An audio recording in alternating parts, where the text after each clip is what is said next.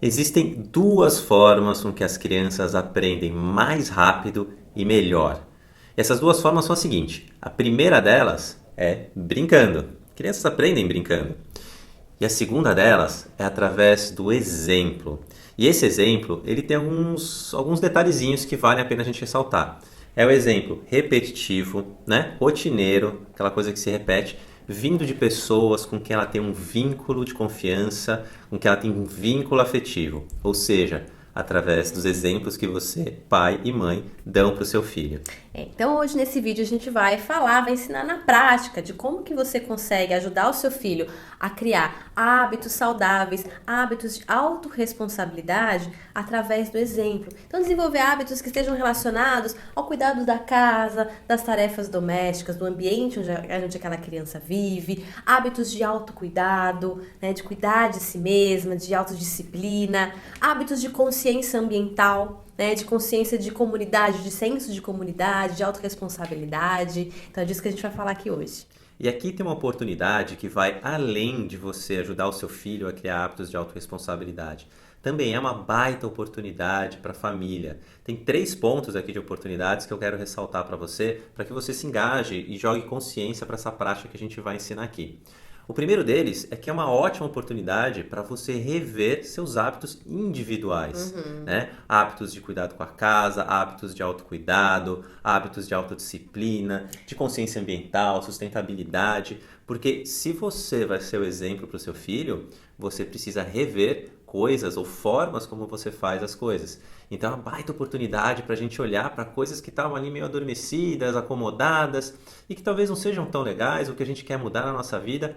Tá, oportunidade na porta. E aqui também tem uma segunda oportunidade, que é uma chance para a gente rever hábitos da família, aqueles paradigmas que a gente traz da nossa criação, aqueles paradigmas sociais, e aqui sendo bem específico, aqueles paradigmas de uma sociedade com um olhar machista sobre as atividades domésticas, as atividades do lar, do cuidado com a casa, de que algumas atividades são exclusivas das mulheres. Como a gente está falando de exemplo, é muito importante que pai e mãe, homem e mulher, estejam engajados nas mesmas atividades, sem distinção de isto é coisa para um gênero, isto é coisa para outro gênero, porque nossos filhos aprendem pelo exemplo, observando. Então é importante que ele observe o pai cuidando da casa, o pai lavando a roupa, o pai tirando a mesa e lavando os pratos, assim como a mãe também fazendo as mesmas atividades. A gente está falando aqui, a gente está falando de desenvolver hábitos de autorresponsabilidade, né? Todos somos responsáveis pelo ambiente em que convivemos. Então, é uma chance muito importante, muito legal e uma oportunidade mesmo da gente rever todas essas divisões de tarefas dentro de uma casa e deixar mais equilibrado, que no fundo é a terceiro benefício da gente fazer isso, que é reequilibrar as atividades da casa, né? Os filhos a gente sabe que eles sobrecarregam a gente e por um tempo, principalmente nos primeiros anos, nós estaremos mais sobrecarregados mesmos, mas a partir do momento que aquela criança ela consegue se apropriar, ela consegue então começar a exercer a autorresponsabilidade Tem e ter autonomia. autonomia e começar a cuidar da sua parte, a gente começa a reequilibrar as atividades. E a criança, então, ela pode assumir algumas atividades da casa, dependendo da idade dela, do quanto ela já consegue realizar. Tá tudo certo, faz muito bem para a família, todo mundo ter um papel ativo dentro da casa, dentro do seu próprio autocuidado. Inclusive, aqui no final desse vídeo você vai encontrar um PDF onde a gente lista atividades que uma criança já pode participar e ser responsável dentro da vida doméstica por idade. Então, é uma tabelinha, você vai ver as diversas idades e alguns exemplos de atividades que a criança pode e deve, né, assumir dentro da rotina do lar para exatamente ter esse equilíbrio e esse cuidado de todos os membros da família com o lar, com o ambiente de convívio. Então, legal. Então, como fazer para ajudar os nossos filhos a desenvolverem hábitos de autorresponsabilidade nos mais diferentes temas ligados ao autocuidado, cuidados com o lar? Então são 4 passos. E é importante dizer aqui que você vai ter que exercitar cada um desses passos várias vezes até você conseguir consolidar o primeiro passo para ir para o próximo. E não tem uma receita, não tem fórmula mágica, não tem receita de bolo, não dá para saber, eu preciso executar tantas vezes o passo 1 para poder ir para o passo 2. Você vai sentindo, né, na relação ali, na dinâmica com o seu filho, vai sentindo se já dá para você ir, né, evoluir para o próximo passo. Então, qual que é o primeiro passo? Vamos pegar um exemplo aqui de guardar os brinquedos, né? Quais pais não querem que os seus filhos vão lá e se apropriem dessa tarefa de guardar os próprios brinquedos, né? Todo dia aquela casa vira uma bagunça e normalmente é a mãe que sai catando brinquedo pela casa inteira. Então aqui, como é que você ajuda o seu filho a desenvolver esse hábito dele se responsabilizar por guardar os seus próprios brinquedos? Então o primeiro passo é o adulto responsável, executar a atividade, mas chamando o filho para ver. Então, né, determinar, agora é a hora de guardar os brinquedos. Veja só, filho, agora eu estou recolhendo os brinquedos porque esse é o momento da gente guardar os brinquedos.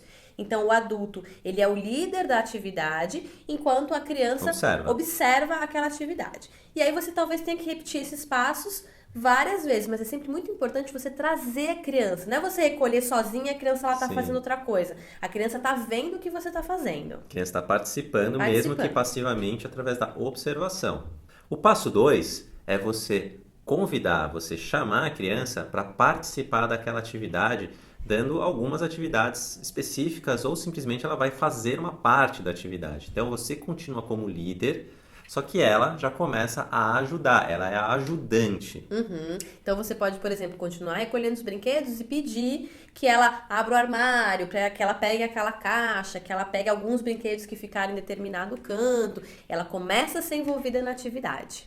No terceiro passo, se invertem os papéis. Então você determina que é a hora de realizar aquela atividade. Então agora é a hora de guardar os brinquedos. Mas quem vai ser o líder da atividade, quem vai executar a maior parte da atividade é a criança, enquanto o adulto, ele é o ajudante, ele está supervisionando. Então a criança, ela vai comandar, ela já sabe o que precisa ser feito, ela já sabe onde guardar os brinquedos, como guardar os brinquedos, e o adulto, ele ajuda. Então você fica nesse papel de supervisão da atividade e sendo o ajudante da criança, que é o líder principal da atividade. E por fim, o último passo, em que você chama a atividade, né? Você dá o comando para, olha, agora é hora de guardar os brinquedos, por exemplo, e a criança então vai executar a atividade do começo ao fim, sem a necessidade de supervisão ou de ajuda, porque ela já entende que é a responsabilidade dela cuidar e guardar dos brinquedos que ela tem. Então percebe aqui que a gente vai fazendo uma transição gradual de uma posição em que o pai lidera, a criança observa. O pai lidera, a criança ajuda. O pai ajuda, a criança lidera.